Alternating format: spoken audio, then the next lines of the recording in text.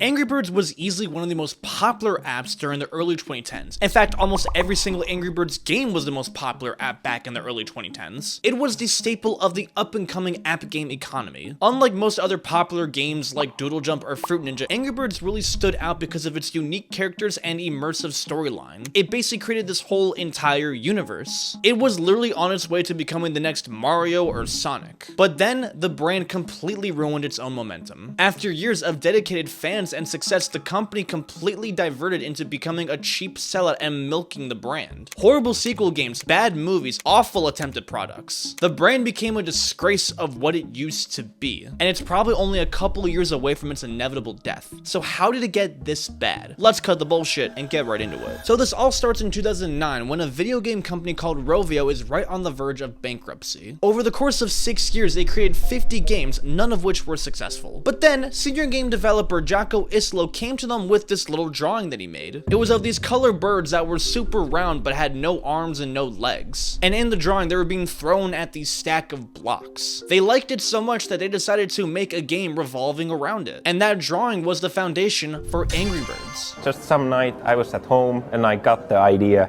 of this flock of Angry Birds like ramming through like buildings, and I made a picture out of it, and I showed that to our bosses, and they loved The game was going to have the birds be thrown at the block structures with a slingshot, but the game needed an enemy. Around this time, the swine flu epidemic was spreading pretty hard, so they decided to make the enemy pigs. Jocko happened to have a picture of these small green pigs that were round and also had no arms and legs, and they were the enemy. The storyline of the game would be that the pigs stole the birds' eggs and that the birds would get revenge on the pigs by throwing themselves at their block structures. There were 5 main birds: the red bird, the yellow bird, the blue bird, the bomb bird, and the white bird, each of which having their own special abilities, and hence the Angry Birds game was born. Now, the company had enough money to produce one last game before calling it quits, so they were betting everything they had on this one last shot. They officially hit the App Store in December of 2009. The game had 63 levels and cost 99 cents to download. And at first, the app was a complete flop. For 3 months, barely anybody downloaded it. Rovio realized that they needed to promote the game better, so they were able to get a small banner on the App Store. This was all they needed because eventually the app would go super viral. In just 3 months, it hit #1 on the UK App Store, and a couple months later, it hit #1 in the US. The game was a hit. It was very unique, silly, and addictive. Rovio decided to drop every single other project that they were working on and solely focus on Angry Birds. They saw the potential to possibly become one of the biggest gaming companies in the world, and soon enough, they would do that. App Store games were still a pretty new thing as phones, iPads, and iPod Touches were becoming pretty popular now. So it was a really untapped market, so there was plenty of room to dominate it. Nintendo had Mario, Sonic had Sega, and now Rovio was going to have Angry Birds. And they would do everything they possibly can to take this to the top. They started with small improvements on the game like better sound effects and having a soundtrack.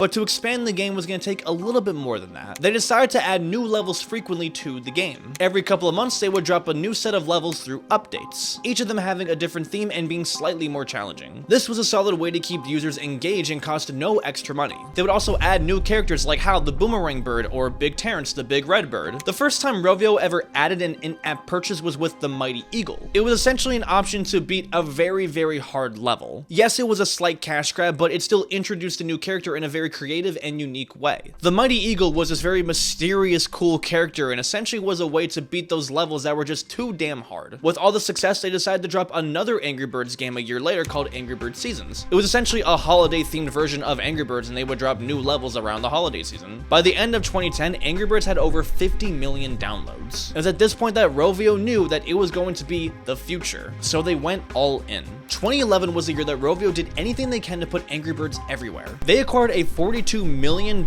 investment from a capital firm to really expand on the brand. They dropped a version of Angry Birds onto Facebook, which took them years to make, which was a real movie-themed version of the game that was going to help promote the movie and also promote Angry Birds. This was a big deal for the company because it was their very first collaboration with a major film company, and it worked. It got over 10 million downloads in its first 9 months. And they also still continued to regularly update Angry Birds and Angry Birds Seasons. By the the end of 2011, the game got over 500 million downloads. Rovio made 10 times the amount of money they made last year, and their staff grew from 20 to over 220. It was time to step it up. Pretty soon, they would drop their next game, Angry Birds Space, which had all these crazy space themes and shit. This game got a shit ton of hype and quite literally was the fastest growing app ever, getting over 50 million downloads in 35 days. That same year, they even dropped a Star Wars version of the game, which was also a huge hit. The games were just getting better and better. But it wasn't just on mobile phones that they wanted to expand the brand to. They wanted to go beyond that. They dropped a version of Angry Birds on the PlayStation device and on the PS3. They dropped a version for Windows for the Nintendo DS. They even dropped the game on like non-gaming devices, like on the Nook Color e-reader that was made by Barnes & Noble, which was like this book device. The game was just really growing that badly. The games were doing phenomenal numbers, but Rovio saw an opportunity to make money that was just outside of games as a whole too. Merch. Merch was the real cash cow when it came to Angry Birds. On their website, they sold tons of clothing and accessories, but the real seller was the plush toys. These were in toy stores everywhere, and all the kids and fans wanted their hands on them, including me, who spent way too much money on them. One of the hugest sells was also the line of toys that they did with the Star Wars games, including telepods, which was like their own version of Skylanders. Essentially, you could buy these figures and it would help you unlock special characters in the game. It was really successful, and this was just a few examples of all the stuff that they dropped. The merch alone accounted for 45% of all the sales that they were making. And it might sound like they were milking the franchise, and they were, but it was in the good way. They were just simply giving the fans more and more of what they wanted. Fans loved the games and loved buying the merch, so it was a win-win. And for Rovio, it was especially a huge win because they officially reached over 1 billion downloads by the end of 2012. In just 3 years from the game initially launching, they now became an unforgettable influence worldwide. Suddenly, everyone was aware and addicted to this game. Big news media companies were talking about it. Late night TV show hosts were talking about it. Even the blockbuster movie G.I. Joe Retaliation made a joke about it. Big celebrities like Kevin Durant and Justin Bieber were praising the app. There was even a fucking religion made after the game. By 2013, Angry Birds was unstoppable. But then, 2014 happened. Now, in the beginning of 2014, Angry Birds had reached over 2 billion downloads, which was a crazy mark. But at the same time, Angry Birds was exposed as being a leaky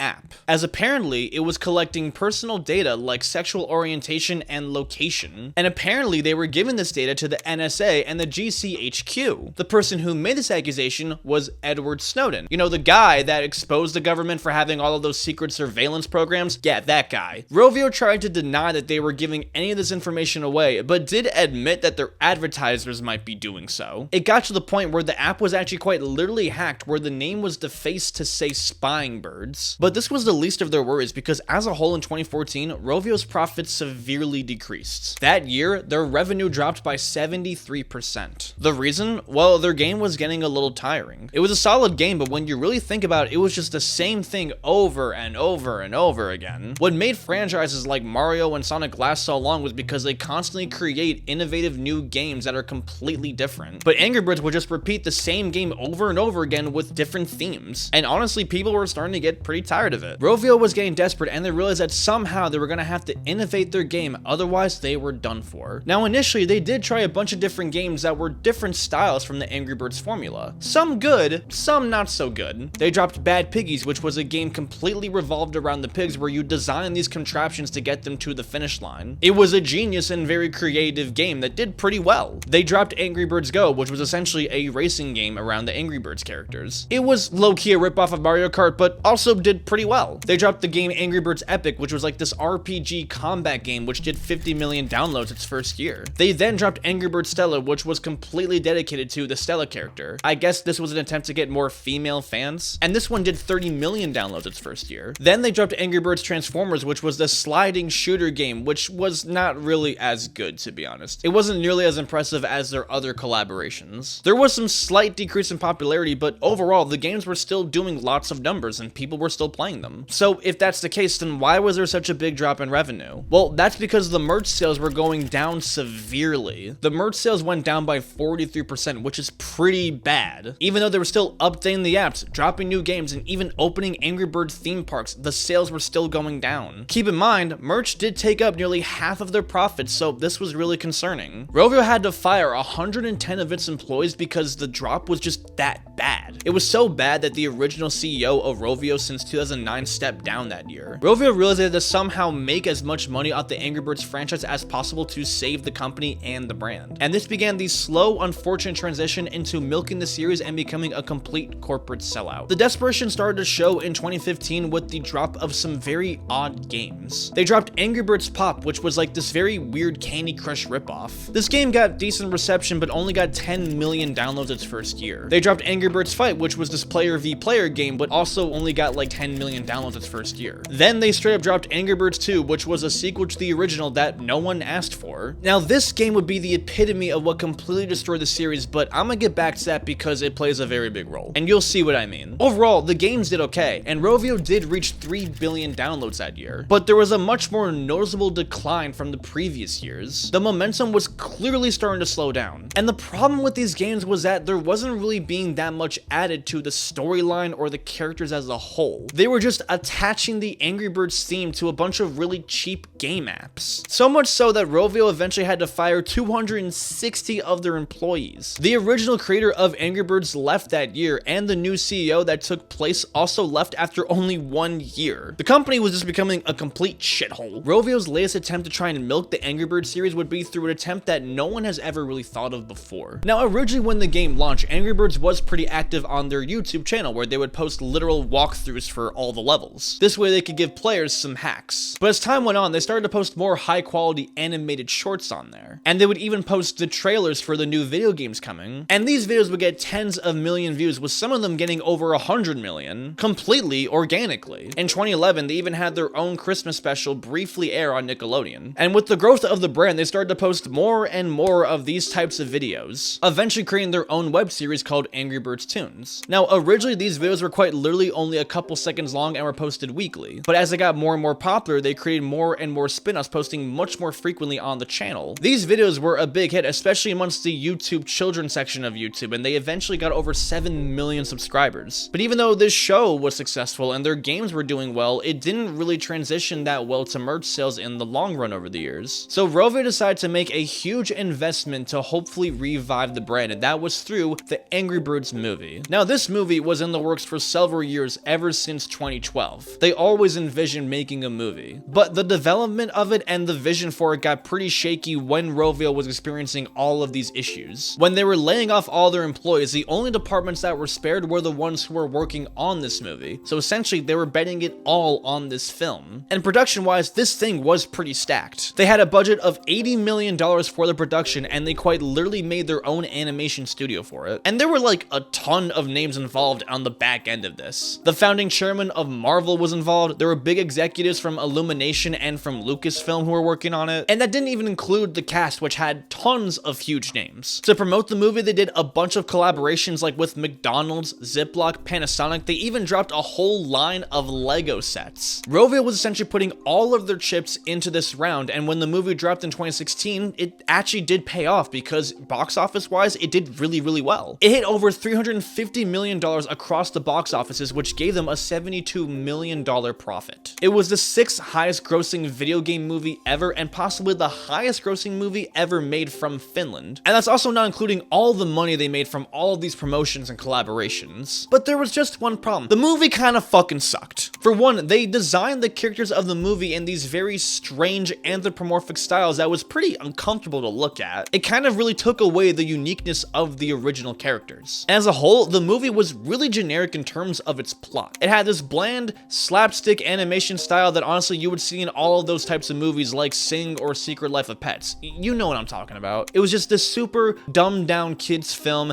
and it was really forgettable. It really did no justice for the characters or for the storyline, and honestly ruined a lot of it for the people who loved the game. The worst one was possibly what they did to the Mighty Eagle, because honestly they made him look like such a fucking joke. But honestly it didn't really matter, because money-wise it was a huge win for Rovio because it gave them one of the most profitable years yet. And in turn, their movie helped promote their games and their merch, etc. So they were going to ride this ship till it sank. The games that they dropped from here on out were strictly in the theme of the anthropomorphic characters from the movie. Angry Birds Action, Angry Birds Evolution, Angry Birds Match. They were really trying to force the style of this new characters down the throats of the fans, but it just wasn't working. It was just so forced, and the games just weren't that good. The movie itself wasn't really good enough to have all these dedicated fans follow it forever. But Rovio saw the dollar signs and still went in that direction. They were still really trying to launch the merch merch and forced it as hard as possible to really get in those sales and milk this cow. So much so that the year after the movie came out, they used some of the profits to build a new studio in London. This was to help expand some multiplayer online games, but it closed down after just 1 year from just how horribly it did. Rovio essentially dug themselves into this hole of having to hopelessly milk the Angry Birds series for what it turned into, so they decided to go even harder with it. And in 2019, this would really start to come to bite them back in the ass. Now, as you'd imagine, immediately from the success of the first movie, they already started to work on a second one. The movie had a lot of the same people working on it and had the same exact formula as the first movie. Because if the same thing works the first time, obviously it's gonna work the second time. And there are also famous YouTube stars like David Dobrik and Jojo Siwa to really appear to those young whippersnappers. Now, this movie had a smaller budget of the original film by a decent amount with only $65 million.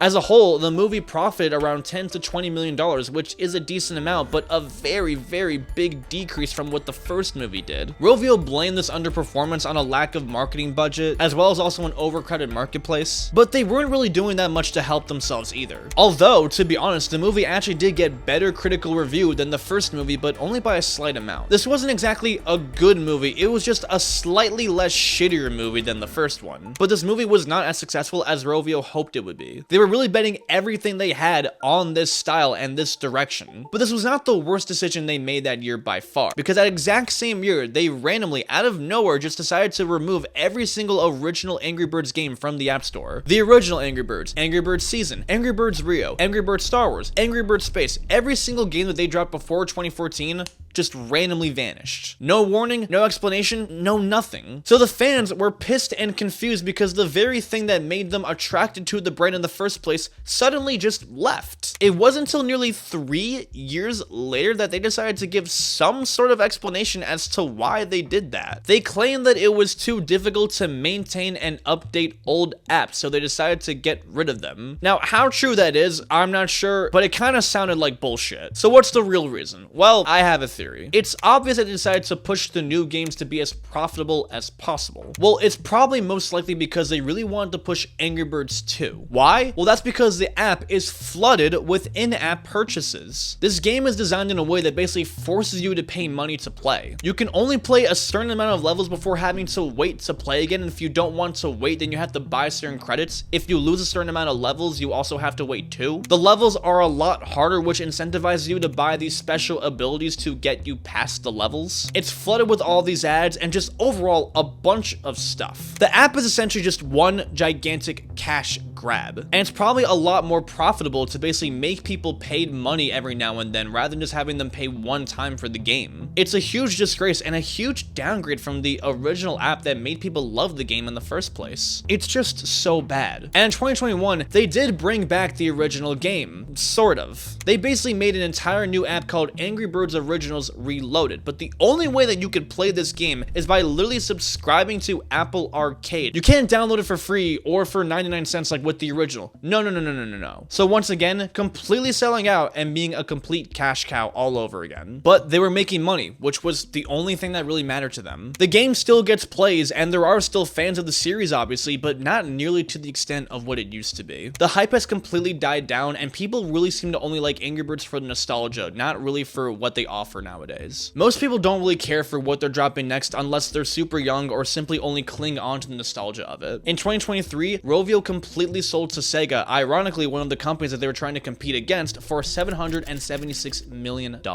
And recently, they actually announced that a third Angry Birds movie is coming soon. The potential of the brand coming back is extremely unlikely as many of the original founders and people who made the app so great are long gone now. And most likely, they're ashamed of what it's become. So now it's just sad to see them try and milk the game for every single dollar.